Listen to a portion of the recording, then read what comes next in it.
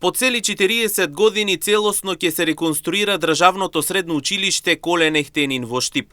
Директорката на училиштето Јованка Шалева изјави дека со проектот е предвидено нова фасада, обновени училници и современи кабинети. Во тек е подготовката на документацијата, пошто ќе биде позната и вредноста на инвестицијата. Реновирањето ќе се реализира етапно и нема да влијае врз наставниот процес.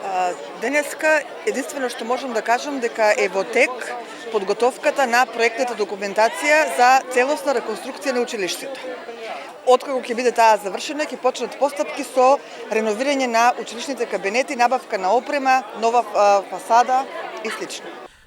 Шалева додаде дека по целосната реконструкција на училиштето предвидено е отворање и на нови образовни профили, усогласени со потребите на пазарот на трудот. Според штипскиот градоначалник Иван Јорданов, на штипските компании им е потребен млад и квалификуван стручен кадар. Она кое што е наша тенденција и цел на како локална самоуправа е во рамки на сите средни училишта да има можност за еден вид дуално образование со кое што полесно ќе ги вклучиме сите ученици полесно да се адаптираат на пазарот на трудот, да веќе кога ќе завршат или кога ќе го продолжат процесот на образование, да имаат познавање од реалниот сектор.